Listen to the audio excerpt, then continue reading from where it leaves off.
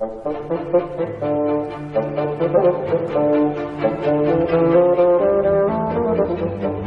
present The Actor and the Alibi, adapted by John Scotney, with Andrew Sachs as Father Brown. Excuse me? Sorry, sir. The box office is shut at the moment. Oh, no, I'm sorry. I don't want to see the play. No? Not many do, I'm afraid. Well, what can we do for you? I had a message from your Mr. Jarvis. Ah, well, I'm afraid he's rehearsing on stage at the moment. Well, he said a Mr. Mandeville needed my help. Of course, Father. It went out of my head, it did. Oh, I'm sorry. What with all the bother of the first night, Mr. Mandeville's at the back of the house, through here. Ah, thank you. Only if you'll be as quiet as you can. They're in the middle of rehearsing. Yes, of course. It's Father Brown for you, Mr. Mandeville. Oh, hello, Father Brown. Thank you for coming so quick. Well, if you'll excuse me, gents. How do you do, Mr. Mandeville? Munden Mandeville, Father. Sole licensee and proprietor of the Hippolyum Theatre. Well, really, the name was Potter. Only you've got to call yourself something posh in this business, haven't you? I suppose so. Mr. Jarvis said you needed my help, Mr. Mandeville. That I do, Father Brown, that I do. It's Miss Moroni, a very beautiful, very talented little lady, but, well, you know, Italian background and the old Latin temperament. They're all mad, I reckon. Doctor, dearest, we'd be awfully grateful if you'd be a little quieter. We are trying to rehearse, and it does affect the concentration so. Sorry, dear heart, only it's Father Brown, the priest. He's arrived. Oh, Father Brown, it's very good of you to come. All right, everybody, break for 5 minutes. You bring Father Brown up here, Mother dear. Yes, my love. This way, if you would, Father. Oh, I meant to ask, how come that you know Ashton? Ashton? Oh, Mr. Jarvis. Well, he's a Catholic. He comes to Mass sometimes. Now, Ashton about a Miss... Catholic, is he now? Oh, Father Oh, Brown, do please come up. Mind the steps. They're only temporary. yes, thank you so much. Yes, careful now, Father Brown. That's it, that's it. I really don't know why my husband troubled you, Father Brown, but thank you for coming.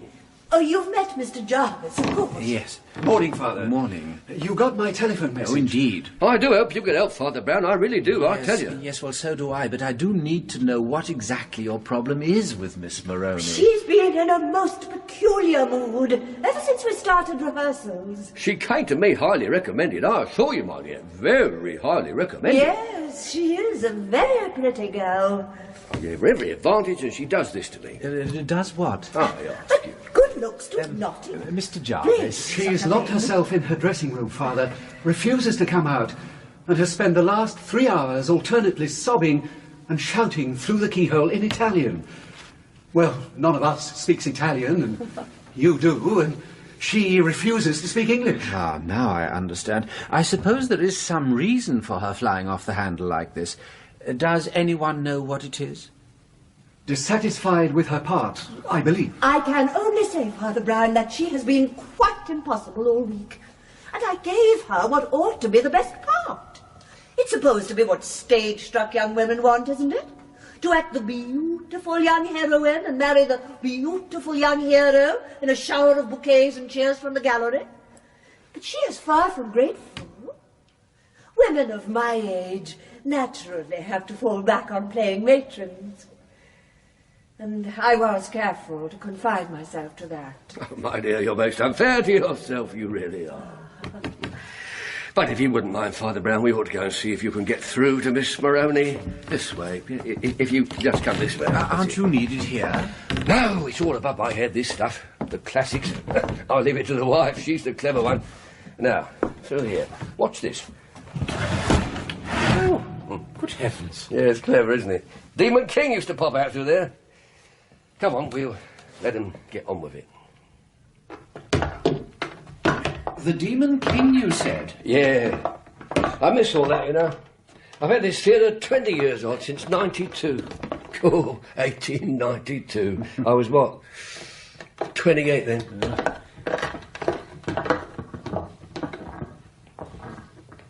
Yeah.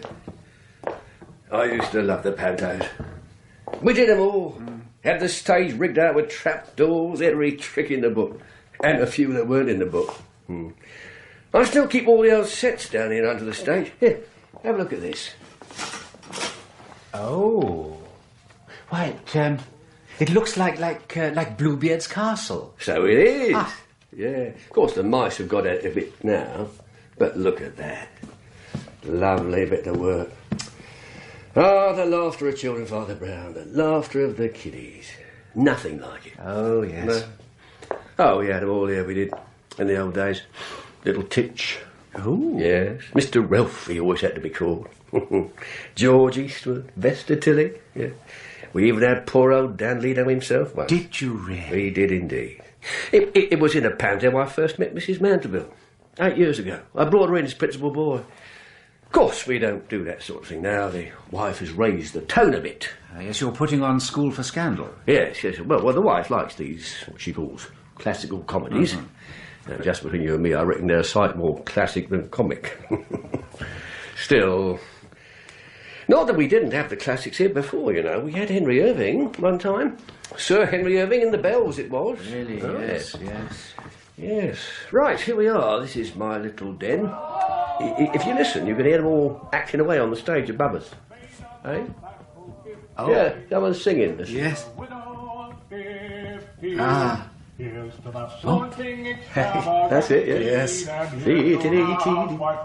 Yeah. Now, Miss Maroney. Yes, now, her dressing room's bang opposite, down that little corridor. See? Oh, yes, yes. Who's the woman outside? Oh, that's Mrs. Sands, my wife's dresser. Bit of an old tartar, but loyal as you like. And the gentleman? But he's our leading man, Norman Knight. Bit of, star, isn't that what they call them nowadays? Yeah. Anything up, Mrs. Sands? I beg your pardon, sir. Any sound from the prima donna? I haven't heard anything.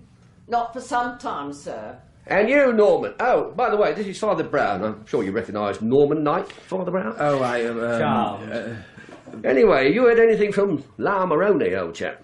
Earlier on, there were a few what sounded like curses, but then the rest, shall we say, was silence. Oh, bloomin' heck. Do you think she could have done herself in, Father Brown? Well, if she'd been a German, gone away to think quietly about metaphysics and Weltschmerz, I should have been... Yes, Weltschmerz. I should have been all for breaking the door down. Well, these Italians don't really die so easily, and are not liable to kill themselves in a rage. Somebody else, perhaps. Yes, possibly. It might be as well to take ordinary precautions if she comes out with a leap. Oh, blimey, that's just what we need. Hello? Who's there? It's me, Governor. There's someone here wants to see you. Well, tell him I'm busy, will you? Oh, God. Hello, Lady Miriam. How kind of you to call. Allow me, Lady Miriam Talbot. What a divine costume. Don't tell me you're playing Canon Chasuble. Or is that some other play, Mundy? Poor dear Oscar. My mother knew him, you know, when he was all the rage before... No, Father Brown's not an actor. He's a real... it's... Wait a minute. Don't tell me. It's Norman Wright, isn't it? Norman Wright? Knight, Lady Miriam, Knight, not right. What's not right? No, he's not... He's Knight, my lady. Oh, what a gaffe. A knight. I'm so sorry, Sir Norman. Now, you do forgive me, don't you, Sir Norman? Yes, Lady Mirabelle. Mundy, I can't come tonight and I don't want to. Well, I don't mind. like writers and I especially like actors, Sir Norman? But I don't like plays. They're a bore. Yes, As I say, I can't come tonight and I don't want to. But I've never seen a rehearsal in ordinary clothes. Yeah. Might be a bit funny, you know. You simply must let me see a rehearsal. That'll be different. Lady All Miriam. those funny people in the wrong clothes. Somehow nowadays, Sir Norman, one can never find a thing one's never seen. Will I not act? I'm sorry, gents, if you'd excuse me just a minute or two. Of course, Lady Miriam, I can give you a box for the rehearsal if you wish it. Topping, Mundy, thanks awfully. Not at all. Perhaps your ladyship would come this way. I wonder whether Mandeville can be so much of a cad he actually prefers that sort of woman. Prefers her to... yes.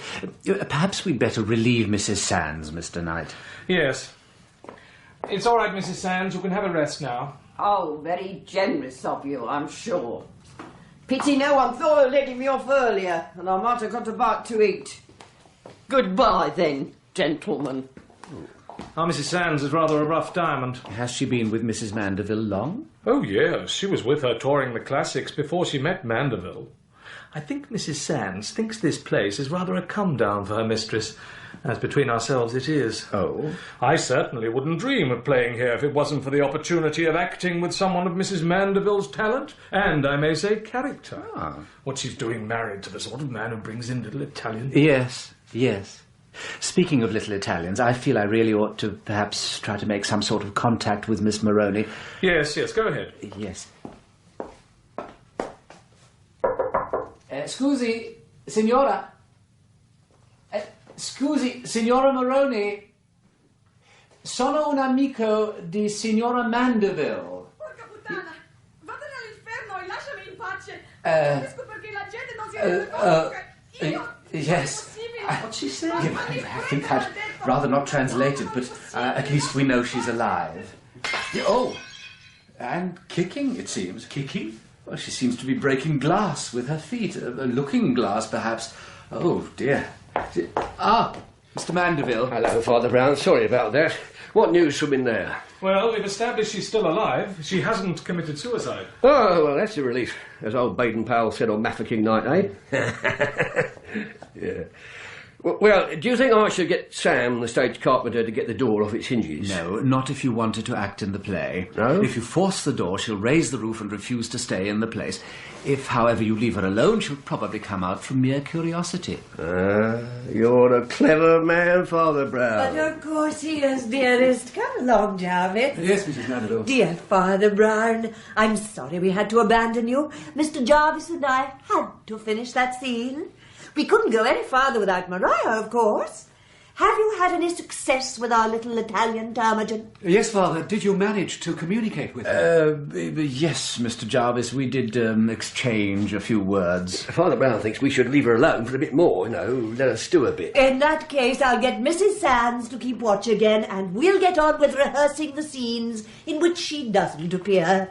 It was a pleasure to meet you, Father Brown. Oh, thank you. Thank you. Well, I'll get back to the office then. Thanks for the trouble, Father Brown. I'm sorry to have dragged you out here. I must insist that at least you let us give you lunch. Yes, most kind. There's a capital chop house right next door. They know me there. You tell them to charge it to me. Oh, no, I couldn't. Oh, it's the least we could do, Father Brown. Oh. Mr. Jarvis, we'll be rehearsing the fourth act. I'll get someone to read in for you. Would you take Father Brown to lunch as our guest? It'd be a pleasure, Mrs. Mandeville. Oh, that's settled then. Now, everybody, the fourth act, not a dress rehearsal. Very well then, dear lady, not a dress rehearsal. Good. I could wish the costumes of this infernal period weren't quite so elaborate. Oh, I'll see you later then, Father Brown. Enjoy your meal. I must get stuck into some paperwork. Cheerio, all.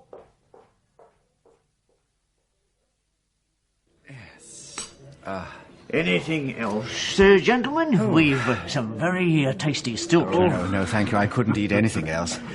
Yes, Mr. Mandeville was right. This is an excellent place, and really it is most generous of him to pay for the meal. He's a strange one, Mandeville. Used to be as jovial a philanderer as ever sauntered down Piccadilly. But now, there's some sort of shadow in his life. Maybe something on his conscience. And I doubt whether it has anything to do with his fashionable flirtations. Well, look at the way he treats his poor neglected wife. Neglected? Oh, yes. It's pathetic the way she sometimes admits she wished she had a more intellectual life. Yet, she always does her duty. But I'm afraid I must be getting back. Waiter! Yes, Mr. Jarvis. This is to go on Mr. Mandeville's bill. Yes, sir. Waiter, you know Mr. Mandeville well? Oh, yes, sir. Though he doesn't come in as often as he used to before he was married. But then we don't go to the theatre nowadays. Not since he stopped doing pantos. Wonderful they were, them pantos. They had Dan Leno as the dame once, Father. Oh, yes, yes. My wife was in that. She was the princess. Was she, sir? Yes. I'm afraid I can't recall her, sir. Oh. We only had eyes for the old dame. How marvellous she was. He was. Of course. That's it. That's what's the matter with our Italian friend. Is Miss Moroni a good actress, Mr. Jarvis? Oh, yes, I'd say she is rather. She has quite a reputation, in fact. Yes, we must get back. Did I have my umbrella, waiter? I'll just get it, sir. Thank you so much. You know, there is generally a perfectly good reason for mad Italian rages.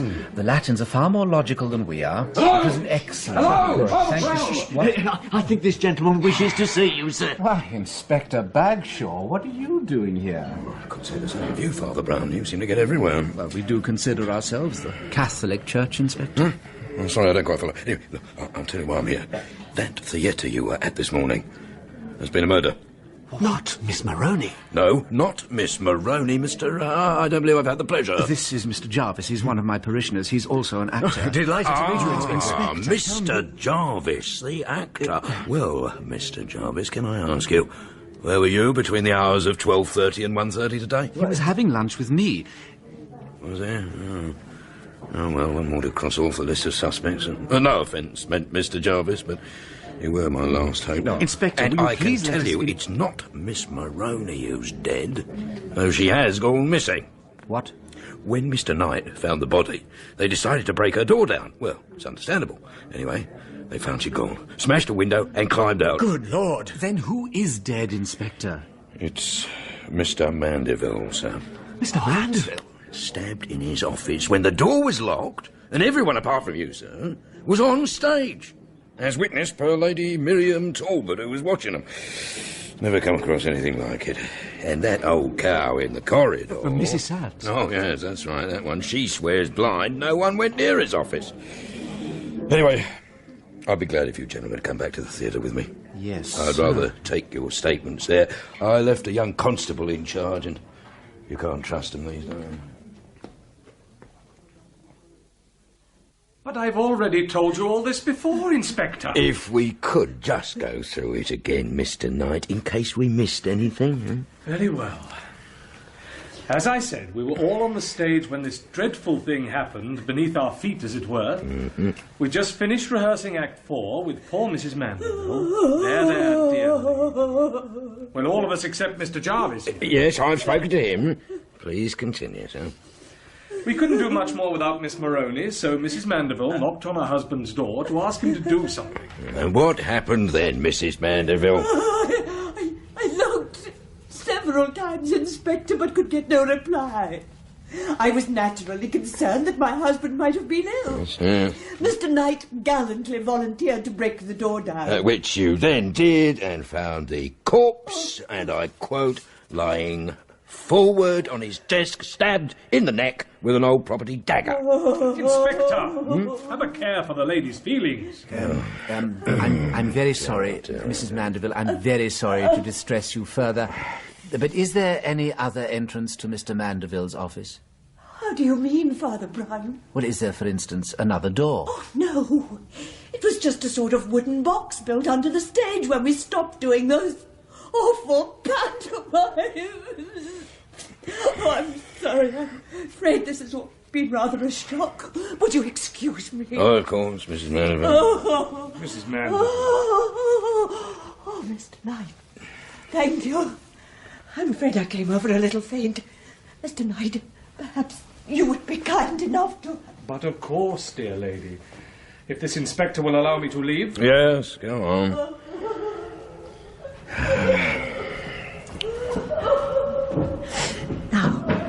That is very strange, Inspector. Oh, Lady Miriam. Now, what's that? What's strange? I'm sure Mundy told me his name was Wright, not Knight. I say, do you think that's significant? I doubt it, Lady Miriam.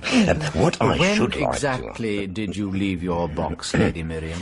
Oh, the very moment they finished that thing they were doing. I mean, it was all jolly interesting, but I was getting a teeny bit bored. So I popped down to say thank you and bye-bye to poor Mundy. If I were you, Lady Miriam, I'd go and have a rest. It's all been a nasty shock. If Inspector Bagshaw has finished... Oh, yes.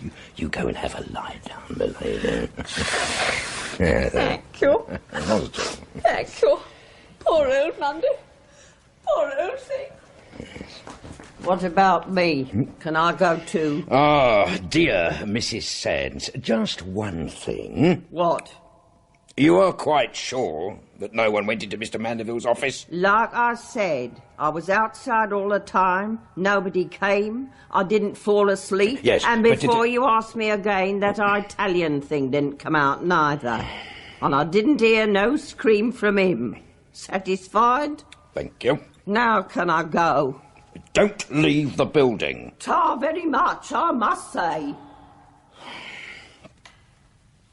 My opinion is that Mrs. Sands is a grumpy, gloomy sort of card.